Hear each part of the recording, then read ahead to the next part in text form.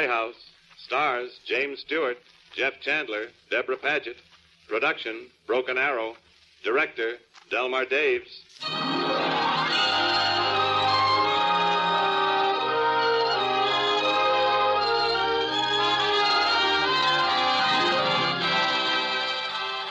Tonight, the Screen Directors Playhouse is pleased to present, transcribed, An Adventure Between War and Peace. Here is our adaptation of Broken Arrow, as James Stewart, Jeff Chandler, and Deborah Paget recreate their original screen roles of Jeffords, Cochise, and Sanciere.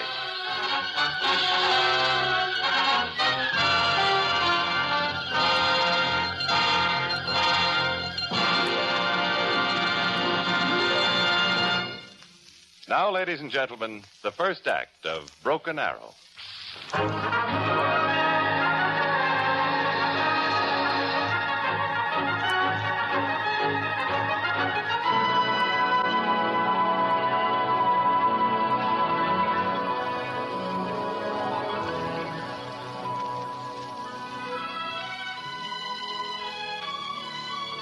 This is the story of a land, of the people who lived on it and fought a war in the year 1870, and of a man whose name was Cochise. He was an Indian, a member of the Chiricahua Apache tribe. This is his story and my story. I'm Tom Jeffords, and it happened just as you'll hear it, except that it's all in our language. And it began one night up in the Apache country where I'd been prospecting for gold. I'd been asleep. I woke up to feel the hand on my throat and to see the Apache face in the moonlight. Psst. Do not cry out. Huh? What? It is Juan from Tucson. Juan? What the devil? I'll find your place. Yeah, scare the life out of me. What's a tame Apache doing in this country? Message from Colonel Burnell, new commander at Fort Grant. He wants you. Oh, no, I'm not in the Army anymore. He wants you, Captain Jeffords, to scout to make war on Apaches. They never get enough, do they? Civil War, Indian War, they never get enough. You'll come to Tucson tomorrow. Oh, all right. I'll tell him myself. Tomorrow. Yeah. I go now. This very dangerous place for me. Yeah, for both of us. All right, see you tomorrow.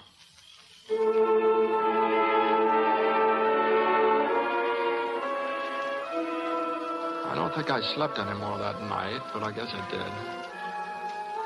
Because when I woke up that morning, I found I had a second Indian visitor. A boy lying on his stomach about 15 feet away from me. He had a knife in his hand. His arm was flung out in my direction. His back was a bloody mess. Buckshot. Well, Sonny, you're pretty badly off. Apache. Water. Open your eyes, boy. White Eye. Kill. Let go of that knife. I could have killed before. Here now. Drink. Good water. You're lucky it doesn't spray out of your back like a sieve. See those wounds? No. What, are you afraid of pain? Apache is never afraid. All right, then let's have a look. No, it's nothing serious. There's danger of infection. What's your name? Machoke. How many years has Machoke? 14. Who shot you? White Eyes. You're on war party? No, this is novice time for me. I learned to be a man. I take trips. You would have been very proud to kill me. Yes. Too much killing. All right, I help you. Maybe sometime you help White Eye. No, I kill. 14 years old. All right, let's boil some water for those wounds.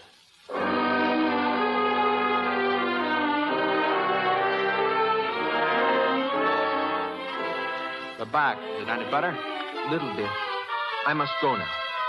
It's still weak. Better wait. No, I have been away long time. In the village, my mother is crying. Were you? My brother and sister were killed at Big Creek. I am the only one. I think Piancene, my father, looks for me. Well then go with the gods. I pray to the gods for you, White Eye. Well, thank you, boy. I'll travel slowly. You remember your back. Hey, that arrow. It is a warning. Here, stand back. Put away your gun. They could have killed. I don't trust them. Where are they? The gun, give it to me. They see I am unharmed. Here. Come. This White Eye is my friend. Since when does my son take a white man as his friend? My father, he helped me. To become a tame Apache? See my back. Johnson, I take your son. I will take the White Eye. No, he healed me, gave me water. Why did you do this, White One? He is a child. He is an Apache. The Hilsey says that we fight a war. Why did you not slay him? Killing children isn't my way. I've fought once in much war. Between whites and against Indians. Now my stomach is full and sick of war. You have spared my son. We will spare you. This time. But do not come again, White Eye. Never. I promise next time we kill.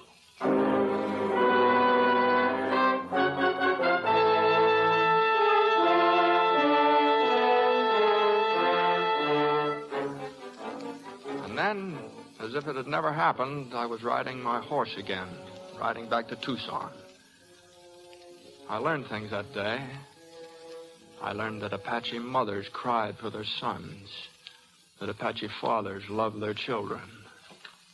And I learned that Apache men had a sense of fair play. It gave me a lot to think about and to talk about at Tucson. Tom, it just doesn't seem reasonable for Indians to act like that. Well, that's the way it happened, Milt. Not just the saloon story. Well, it's worth a drink on the house. Hey, O'Connor! Hey, forget it. I've already got the dust up in my mouth. Jeffords? Couldn't help hearing. My name's Slade. Oh, yeah. Last week, the Apaches burned my home. My wife was in it. Oh, I'm sorry. You're trying to make them out gentlemen? That's the way it happened, Mr. Slade. Tom, there's Colonel Bernal. Probably wants you. All right. I'll see you at the post office later, Milt. Colonel Bernal? You're Jeffords?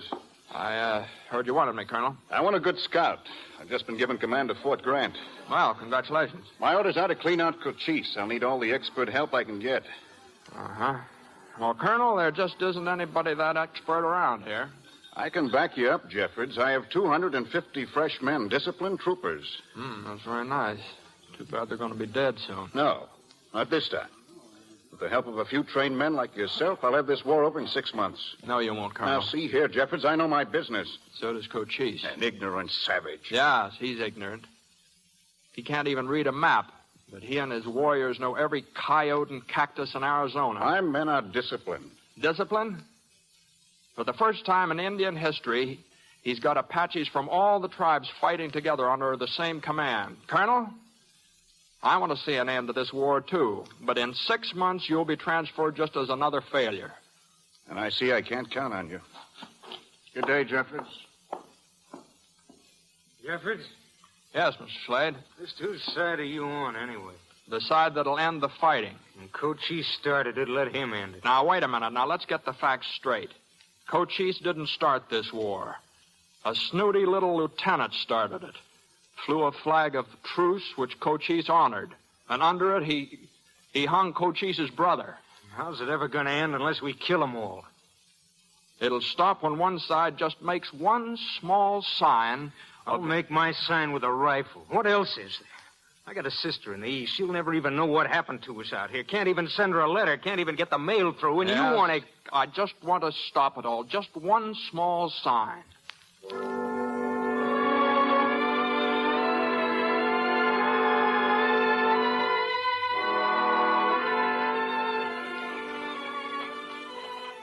One.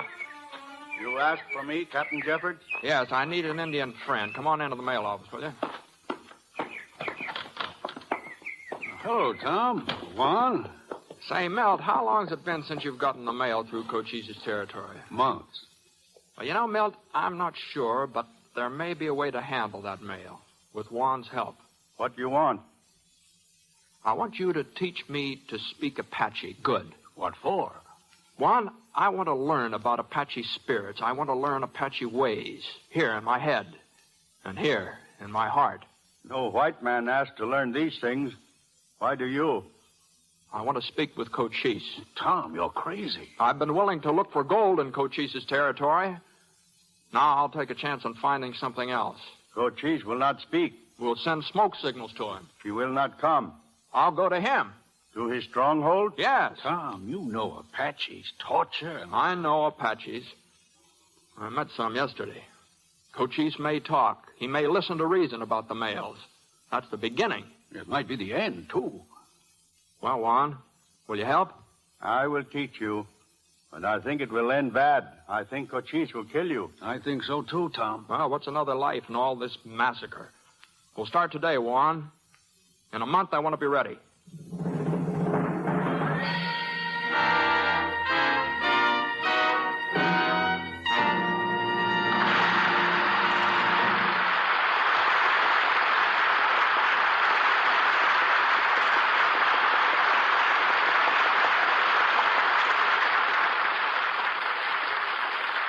This is a radio network.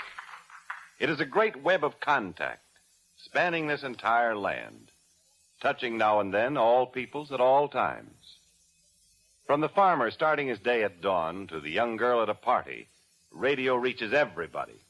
And radio advertising sells all markets. Not only can advertisers talk directly to you by using radio, but it costs them less than other methods. Yes, network radio is a bargain to advertisers. It is also the only way to reach a truly national audience with a human voice. Advertisers spend money with NBC because they wish to reach the greatest possible number of people for the least possible cost, and with the force and persuasion of the human voice. Now, the second act of the Screen Directors Playhouse presentation of Broken Arrow.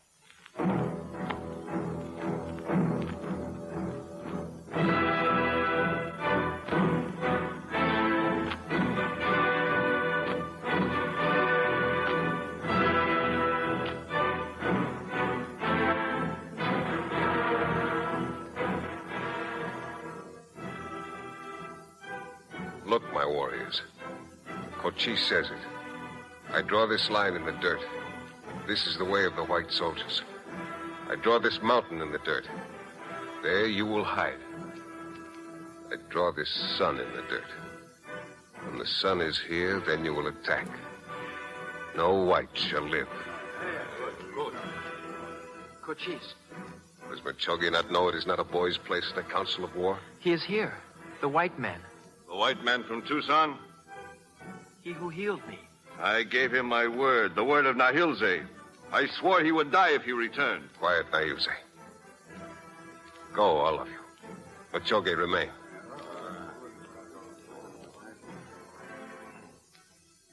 Tell me of this man. He is not like other whites. Shall I have him killed? No. Because he helped you? Perhaps he wishes to harm all of us. Then if I were a great chief, if I were Cochise, I would speak with him. I would read his heart. Your advice is good, little warrior. Show me where the white eye is held.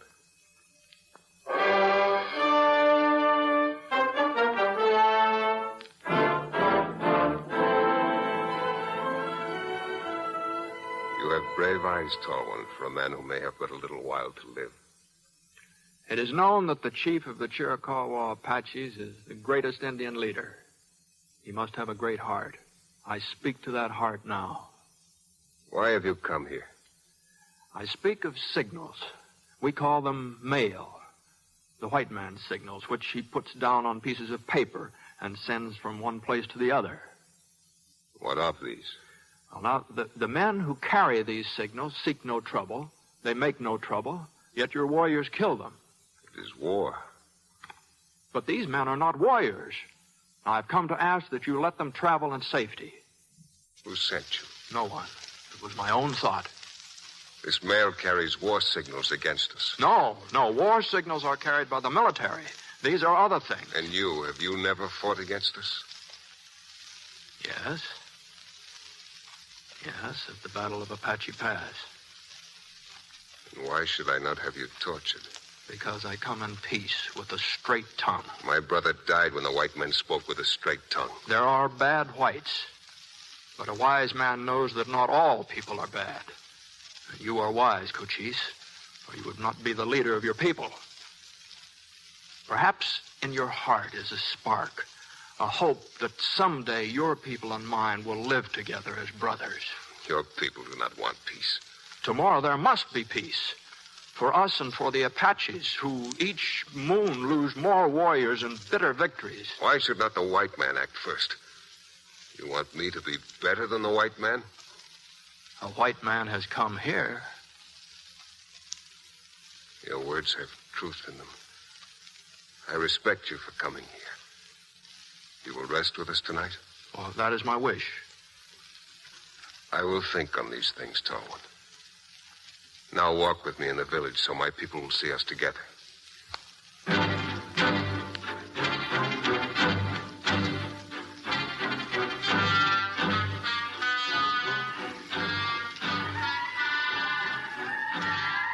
Your people have a ceremony tonight, Cochise. The spirits of good and evil are dancing. Oh, then tomorrow will be the rites of the sunrise for a young girl. You know of such things? I know a little bit. You're very different from other whites. The boy spoke the truth. I've learned some of your ways so that we could talk together. Then you must learn of the white-painted lady. She is here inside this hut. This is the holiest time of her life. For this night, she is the mother of life. Yes. Tell me, do you have a sickness? No. Were you ever wounded? Yes, in my arm. We will tell her. For this night only, this girl is even more holy than most because she has been away for many years. She is old for this ceremony. It is very special. I can see her face in the firelight. She's very beautiful. We will talk to her now.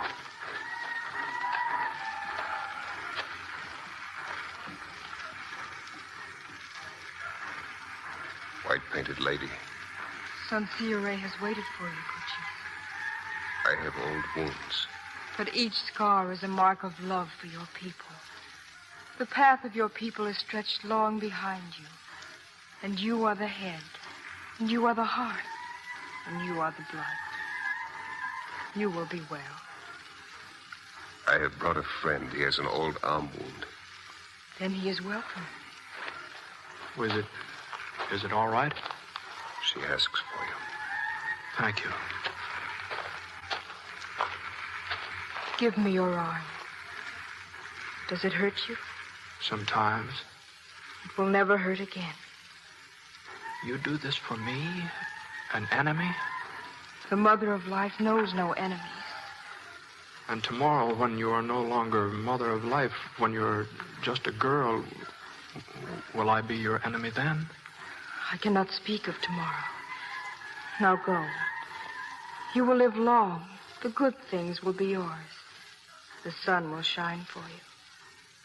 What is your name? Stewart. Stewart. Morning star. Now you must go. Thank you, Stewart. Stewart?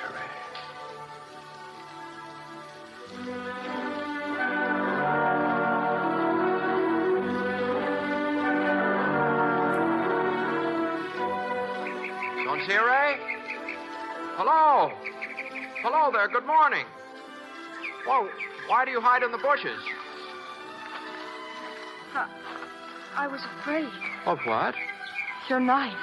Oh, knife? Oh. Oh, no. This is called a razor. I was just cutting the hair from my face. We call it shaving. I thought you were skinning yourself. Oh, no. Does it hurt? Oh, no. No, I just look in this mirror. Mirror? Yes. Here, take it. I think this is me. But it is much better than looking in a pool of water. It's yours to keep.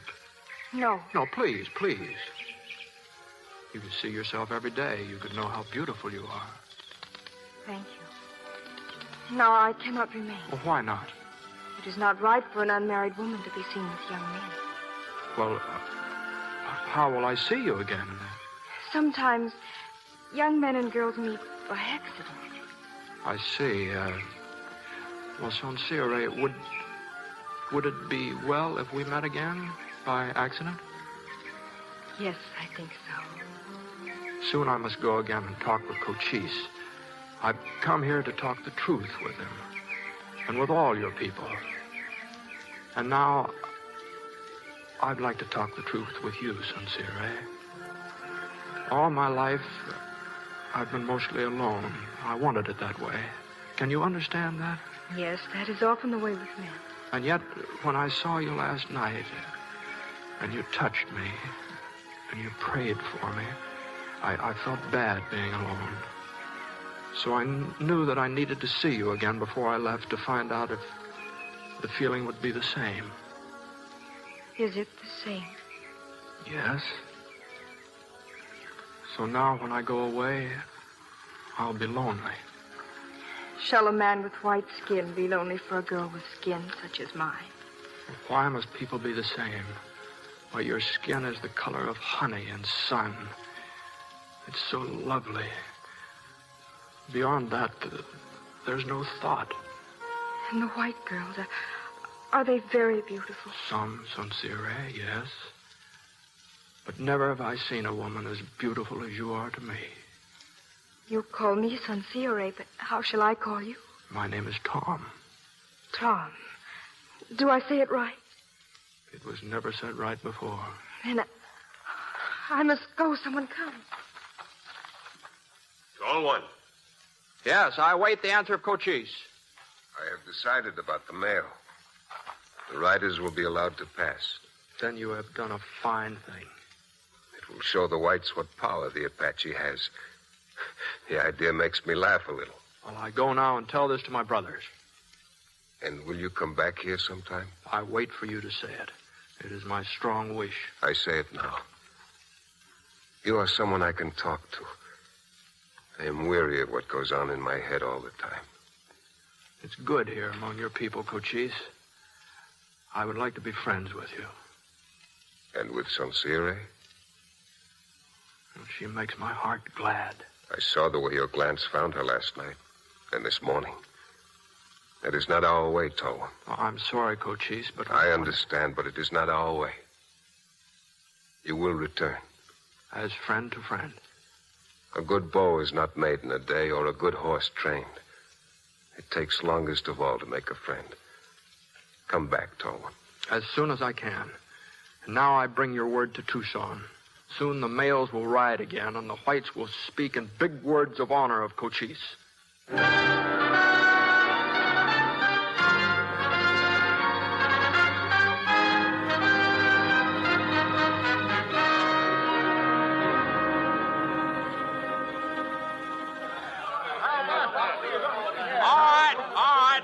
Quiet down.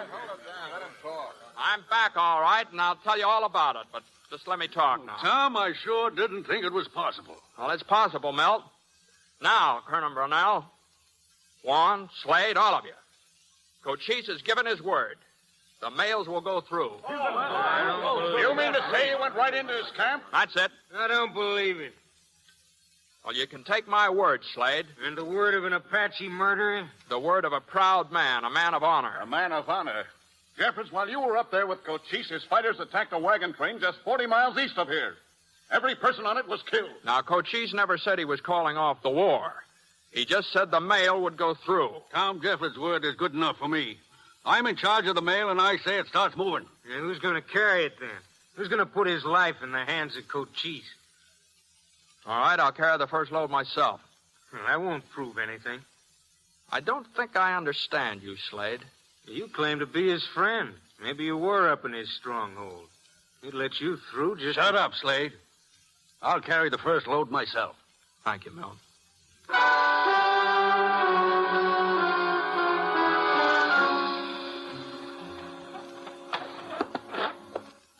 I can't sit still any longer. Why doesn't Milt come back? Because he's dead, Jeffords, that's why. Take it easy, Slade. He's Jeffords' friend. Thank you, Colonel. No. I know he's all right. Cochise wouldn't lie. Cochise. That's right, that's right. Build up the hate, burn it into your guts, let the war go on and on and on. Let your family finish it when you're I don't dead. have any family. The Apaches took care of that. It's no use, Jeffords. There's only one way we'll settle it, with blood. But when Milt gets back, won't that prove anything? I don't think he's coming back. He's already a day overdue. Face it, Jeffords, we're in a war, and it's going to get tougher. General Howard has been posted in to take Fort Grant. A full general means more troops and a full-size campaign. Against what, ghosts? You can't fight it. Milt! He made it. Hello, Tom. Well, Slade, I guess we were wrong. But did you have any trouble? Did you see any Apaches? No Apaches. Well, then it worked. Cochise kept his word, but what held you up? We're coming back. There was a wagon train, army escort for General Howard, cut to pieces. I found what was left. Well, they all dead? Almost all. Howard got through. A few others. Oh, this slaughter. Oh, but the mail got through. The mail got through. At least it's a beginning. I don't know, Tom. Everybody's pretty upset about it. They're looking for somebody to blame. White man working with Cochise. Well, that's crazy. Cochise doesn't A white need man working with Cochise. He's your friend, ain't he, Jeffords? That's what they're saying, Tom. He's your friend. But I... There he is, the Indian lover. We got a rope for you, Jeffords. Now, listen to me. Why should we listen to a spy? Cochise gave his word about the mail, nothing more. If you have any hope of peace... You ain't gonna live to see any peace. Come on, bring that rope. Send him to Cochise. Release that Cochise a lesson. He's a copperhead. He sold us out. Dirty Indian lover. As a general of the United States Army, I order you to release him. Now, look here, General. Must I put you all under arrest? Now, leave us alone. All of you. Out of here.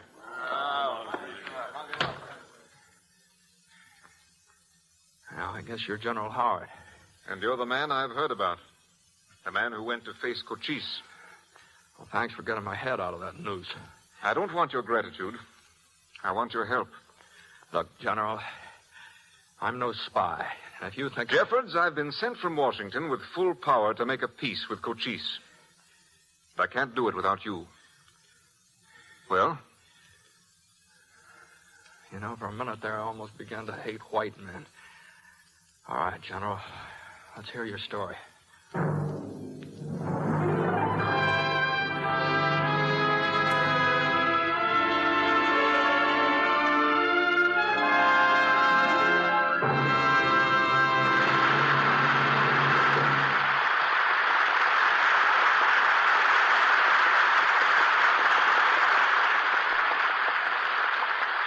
If you wanted to sell your house or a car, you wouldn't send a piece of paper with your sales talk printed on it. You'd talk with a buyer yourself, because people sell better than paper. The voice is more persuasive than ink. And that's true in advertising, too. Now, that doesn't mean that everyone should use door-to-door salesmen. No, that's pretty expensive. A door-to-door salesman can make only about 20 calls a day. But there is a way advertisers can use the human voice and personality to make several million nationwide calls at one time. It's network radio. Radio is people. It's a grocery clerk or an automobile salesman multiplied millions of times. With network radio, people talk to more people at less cost than with any other method of advertising, and with better results. For people sell better than paper. The Screen Directors Playhouse presentation of Broken Arrow, starring James Stewart, Jeff Chandler, and Deborah Paget, will continue in just a moment, after a brief pause for station identification.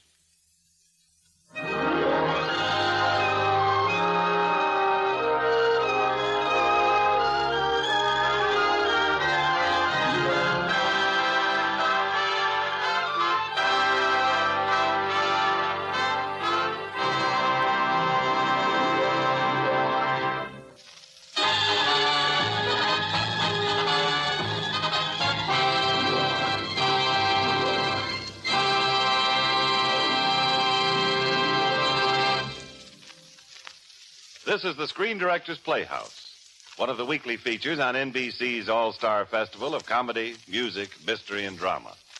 Brought to you by the makers of Anacin for the fast relief from the pain of headache, neuritis, and neuralgia, and by RCA Victor, world leader in radio, first in recorded music, first in television. We continue transcribed with the third act of Broken Arrow, starring James Stewart, Jeff Chandler, and Deborah Paget in their original roles of Jeffords, Cochise, and Sansire.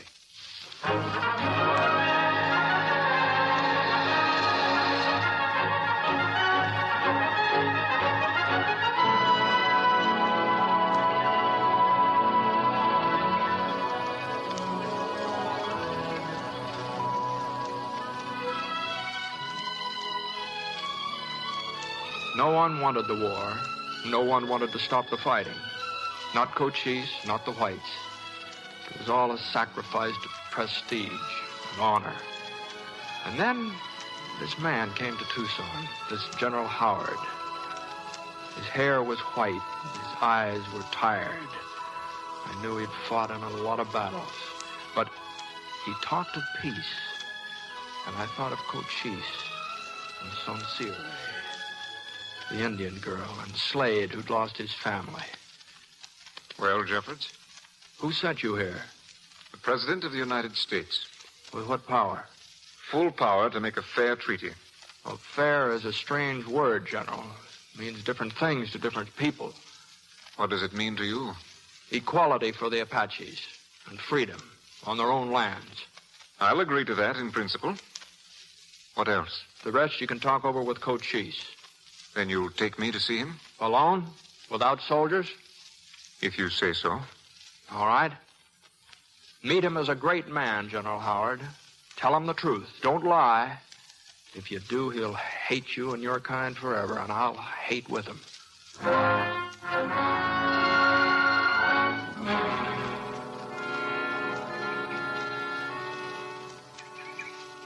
Sansire, I've been away almost a moon. Has anything changed with you? No. When you went away, I became frightened. I was afraid that you would find your own people sweet again and that you would forget Sansire. Can I forget that there is a special and a wonderful and a lasting thing between us? Can you forget? Oh, I tremble inside it. My hands. Well, let me touch your lips. I feel... Oh, Tom. Tom, we cannot come together like this anymore. But why not? Someone else has asked for me while you were gone. Who? Nailze. Nailze? He was the one who captured me that day when I was with the Apache boy. He hates you and he wants me for his wife. And you? I refused. But my parents want him. He is an important man. Sansire, hear me. I will not lose you.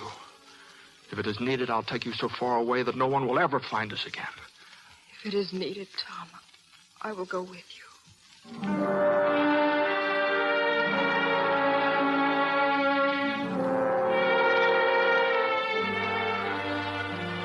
I am glad of your return, Tom. I've come, Cochise, to speak of important things. First, you must listen. In this land, the birds are the friends of the Indian. They tell me that in Tucson you defended me against your own people. You are my friend, tall one. I trust you.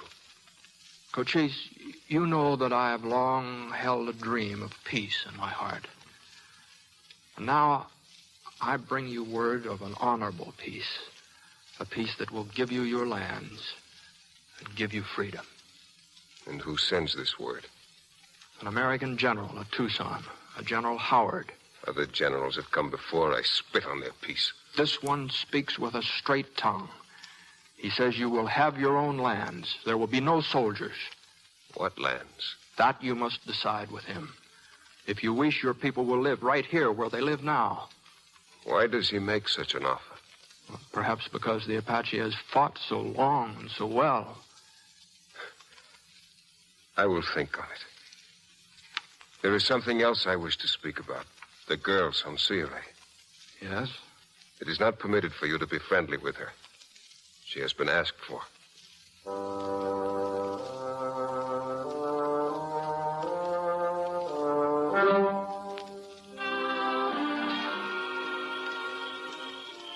Tom, we must not be seen together. Within only a little while, there's so much to talk about. Much unhappiness.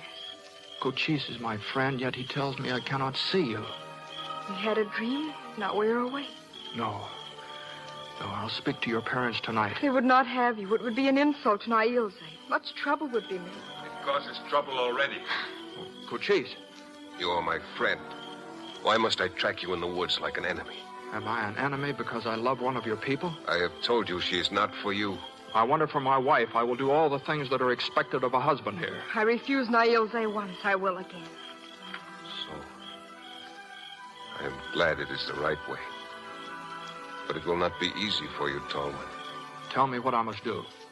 To live with this girl and be happy, you must make time run backwards.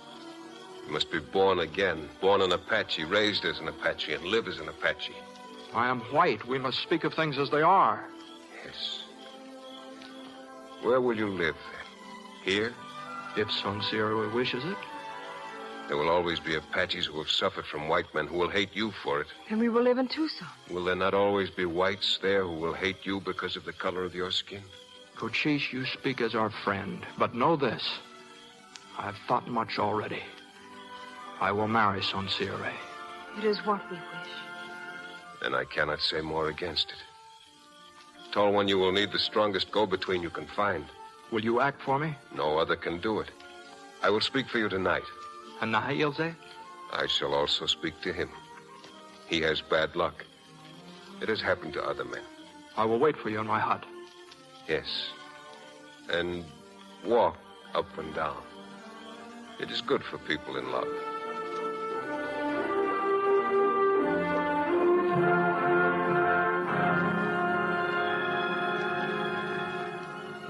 Tall One?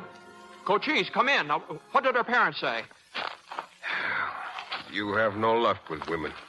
They refused. Well, then I'll take her away. They can't force us. Oh, I make a joke. It is always a good joke. They did not refuse. Oh. Well, then we'll be married. It is all arranged. The marriage will be at the next full moon.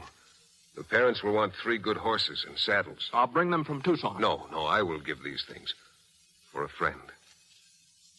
Now, I wish to speak of this General Howard. You trust him? Yes. Then return to Tucson. Bring him to me. And there is a chance of peace? I give no promises.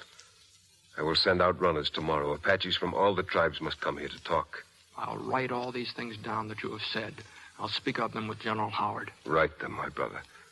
But remember, there are no promises. Sleep well. I say paper and pencil. Around here someplace. Oh, the saddlebag, maybe. What the devil? Wait, I. What? Nailze. Once I promised you death. Now I bring it and wash out the shame of San Sire. Nailze! You come with a knife to the tent of my friend. We talk of peace, and you come with a knife. Give me your rifle, Tall One. Nailze, we will go outside.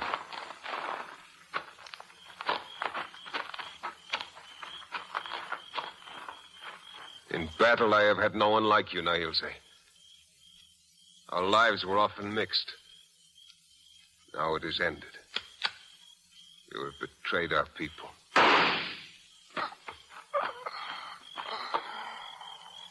Now the Tall One can face the General with the truth of Cochise in his heart.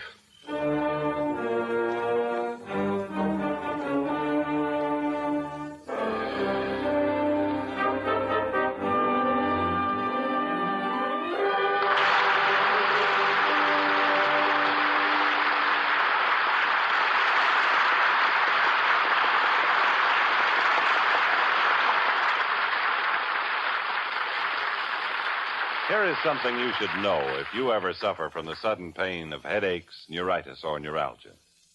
It's a way to ease the pain, often within a few minutes. A way that is incredibly fast and effective. It's Anacin. Anacin is like a doctor's prescription. That is, Anacin contains not just one, but a combination of medically proven active ingredients in easy-to-take tablet form. Thousands of people were first introduced to Anacin through their own physicians or dentists.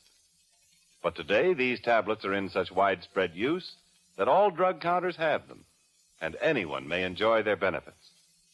The next time you suffer from the pains of a headache, neuritis, or neuralgia, by all means try Anacin. You'll like the convenience of Anacin tablets, and you'll be delighted with Anacin's incredibly fast action. Anacin. Anacin. Ask for Anacin by name today at your druggist's.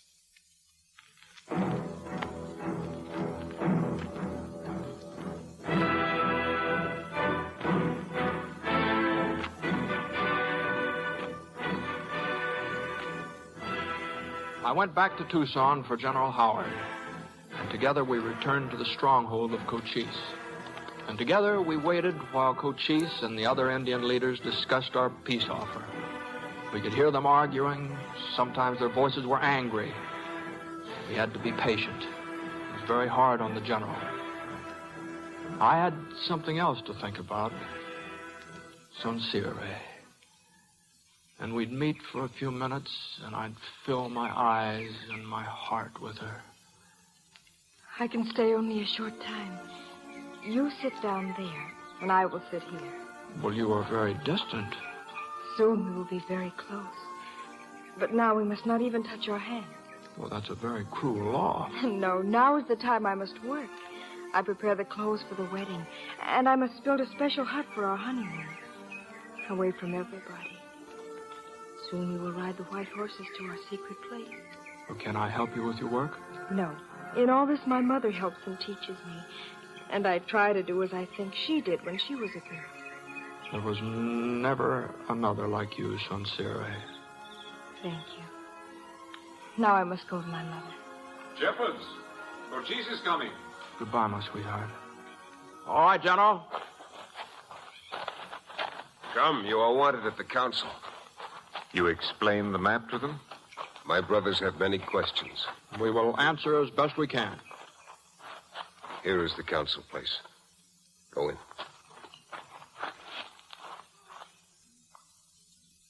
You who sit in council, you have asked for Jeffords, the tall one, and the great general from Washington. I bring them to you. Apaches, you have been told of the map. The map is a picture of your land, the Apache territory, 50,000 square miles. If you make a treaty of peace, this land and this map will be a part of the treaty. I think this part is good. We keep our mountains, we keep our home. I like it. If the chief of the white men dies, what will follow? The treaty will be binding for all time. That is good. I have a question.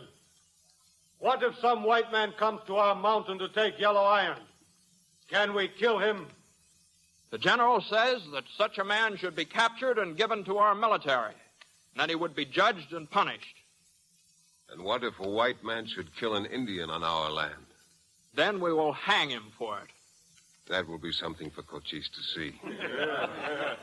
Who else? Who else asks questions?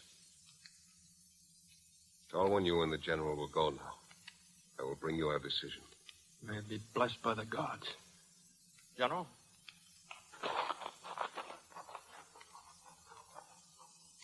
Who speaks now?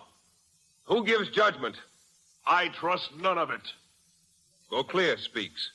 There is only one piece I will accept. We will put all the whites on a reservation, and then we will guard them. This is not a thing of laughter. If Gauclair finds this peace bitter, then perhaps he will tell us why. Where will we get blankets, corn, horses? We have always taken these things. Are we to be women now and beg for them? The American government will give us cattle. We will raise them and trade them for our needs. It is not the Apache way to be grandmothers to cattle. I am not afraid, I say it. I am an Apache, a warrior. And Gauclair says Cochise has lost his taste for battle. He spits out our victories to drink the milk of surrender. It is not this false peace we need, but a new chief. Now I talk. I say that the Americans keep cattle, but they are not soft and weak. The Americans are growing stronger, while we are growing weaker. When a big wind comes, a tree must bend or be lifted out by its roots. We will test this peace. We will make a test of it for 3 moons. Is this your word, then? He who was the mighty Cochise? I take this arrow, the sign of war. I break it. I will try the way of peace. I have decided. I'll give my word to the American general. The word of a coward. Those who stay with me must keep my word. Let all others walk away. From now on, they are no longer my brothers. If more walk away than stay, then I will no longer be your chief. I walk away. I walk away. Who else comes? 1, 2. Who else? Go clear, take your women, your children, your horses, your weapons. Leave our territory. Then I leave my name also. I spit on my Chiricahua name and take the name my Mexican enemies have given me. Learn it well as the whites will learn it, and fear the name. Another drink, Tom? No, thanks, Milt. You know, I remember the day you first rode out to Cochise. We didn't expect to see you again. Got what we wanted, didn't we? Got our peace.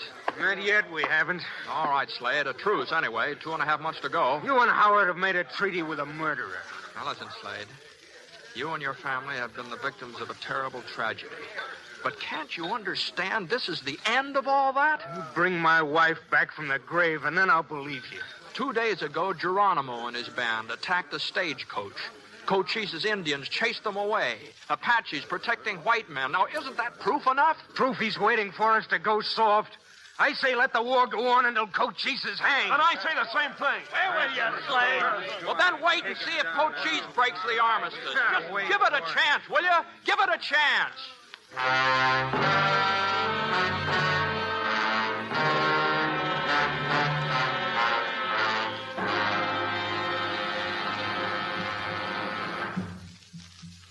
So, how is it with the bridegroom?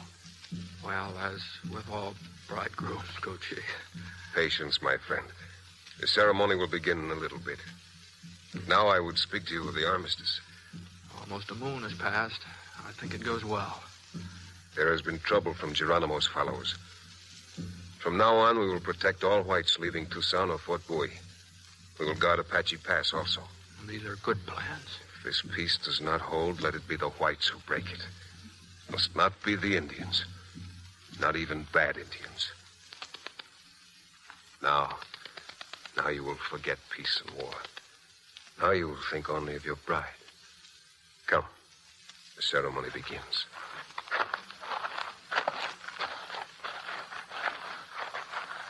Here is your son, Sierra. And here, the medicine man. Oh, Son Sierra, the gods have made you lovelier than all other creatures. We must not speak.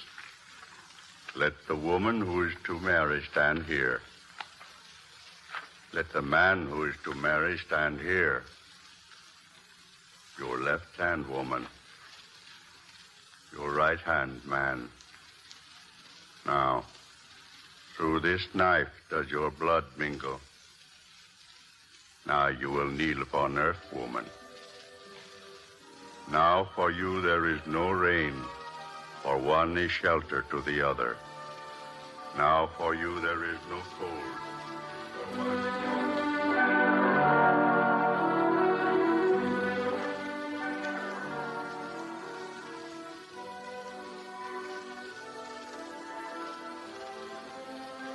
Son Sierra, there's no difference now. No, we are the same, wife and husband. I find it strange. I've thought so much of peace, but it was always a peace of soldiers. But now I see there is a different kind of peace inside a man. I find it now.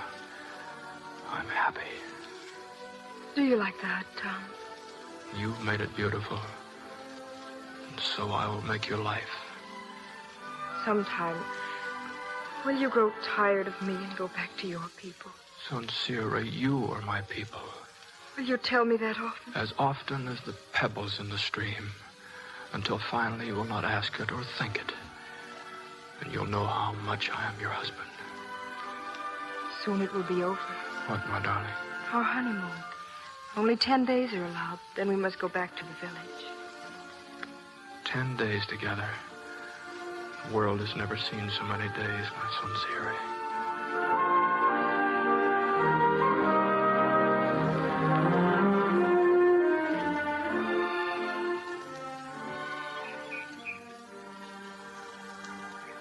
Now you draw the bow carefully. Then let the arrow fly. Oh, Tom, I could do better. Well, I have to learn, don't I? Never mind, Sonsire. When he's a grown man, he will know how to use the bow and arrow. High into the air it went and right into the canyon. Tall one, you know that arrows are difficult to make. Now you must bring it back. You mean go down into the canyon? Well, that's what... Cochise? Yes? Down there, a white man. He has no place here. Well, I know that man. Oh, Slade! Shepherds! I told you they were thieves. What are you doing there? Tracking a stolen horse. Followed the trail right into Cochise's country. What do you think, Cochise? None of my people stole his horse. He lies. I know this man. He's an Indian hater. Now, if we can show him he's wrong, it'll be a good thing. You speak wisely. We will look. I would like to come, please. Why not? Soon the women will go hunting, too. Oh, Slade! What? We want to talk. We're coming down. Come on over here. I'll show you the trail. Sincere, you better wait right Please, here. Tom, I want... Sincere! Cochise, it's you they want. Sincere.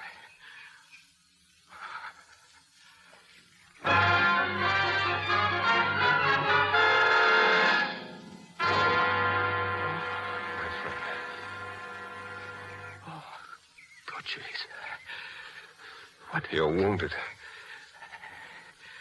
Slade. My warriors came. He is captured. Sincere. She is dead. Oh, no. Oh, God in heaven, no. Slade will be tried by your people. Bring him to me. Give me a knife and bring him to me. No. Bring him to me. It will not be done. This peace is a lie. They don't want peace. It is not a lie. This was not done by the military. Even as bad Indians have broken the law, so have bad whites. The armistice must stand. I do not betray my people or their children.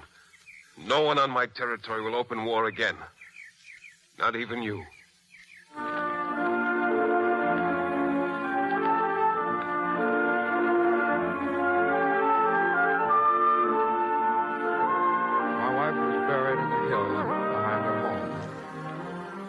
My friends came to her grave.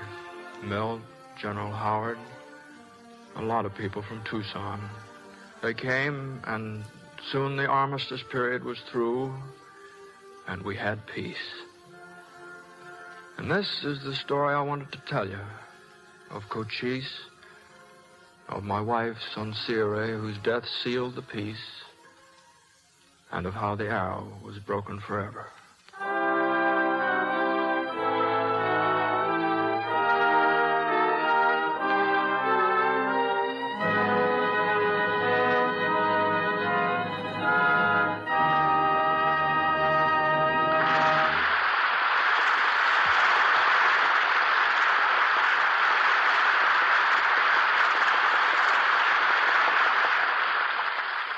Our stars, James Stewart, Jeff Chandler, and Deborah Paget, will return in just a moment. And now here's a word from RCA Victor. Consider this fact. RCA Victor is first in television.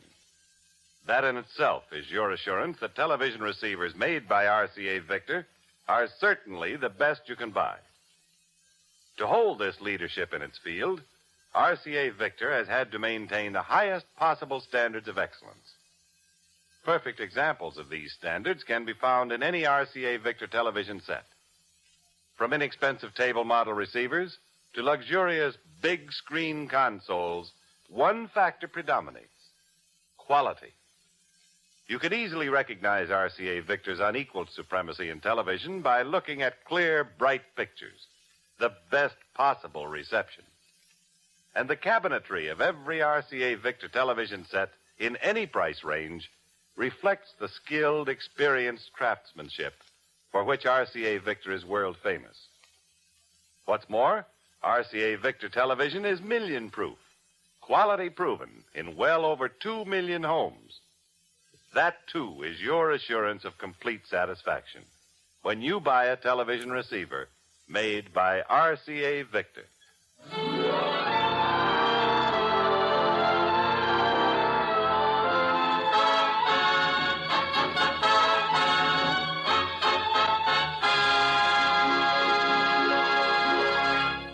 Next week, the Screen Directors Playhouse presents another great motion picture story.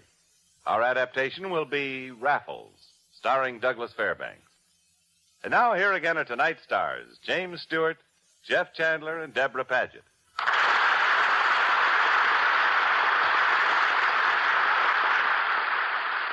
Deborah, Jeff, well, this looks like a real Broken Arrow reunion. The gang's all here, isn't it? All except the horses. And the director.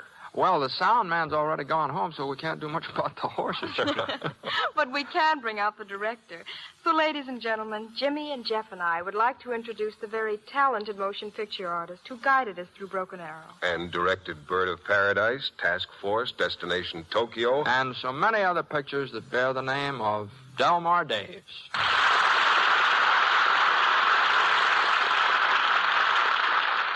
Thank you, Jeff, Jimmy, Deborah. You all know the idea and the ideal that prompted us to make Broken Arrow. And the audience, after tonight's excellent performance, you also know that the picture is more than just a fascinating story. Through several decades of filmmaking, the camera seldom focused clearly on the American Indian. All too often, he was photographed as a purposeless, murdering savage. If that was motion picture's error, then motion pictures sought to correct it with Broken Arrow and to restore a birthright of honor to a brave and proud people. Thank you, and good night, everyone.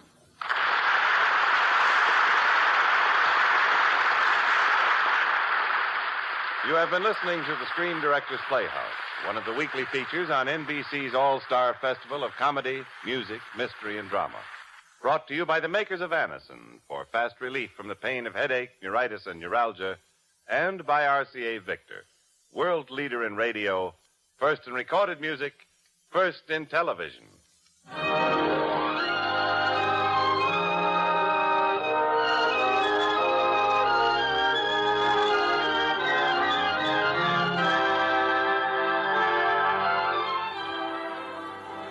Broken Arrow was presented through the courtesy of 20th Century Fox, producers of the Darrell F. Zanuck Technicolor production, David and Bathsheba, starring Gregory Peck and Susan Hayward. James Stewart will soon be seen in the 20th Century Fox production, Highway in the Sky. Jeff Chandler can now be seen in Iron Man, a Universal International picture, co-starring Evelyn Keyes and Stephen McNally. Deborah Paget appeared through the courtesy of 20th Century Fox Film Corporation, producers of Anne of the Indies. Included in tonight's cast were Ralph Moody, Jerry Farber, Byron Kane, Ry Billsbury, Jan Arvin, Paul Dubov, Herbert Butterfield, Tom Holland, and John Stevenson. Broken Arrow was adapted for radio by Richard Allen Simmons. Screen Directors Playhouse is under the production supervision of Howard Wiley and directed by Bill Karn. Portions of tonight's broadcast were transcribed. This is Jimmy Wallington speaking and inviting you to listen again next Friday when the Screen Directors Playhouse presents Raffles, starring Douglas Fairbanks. Listen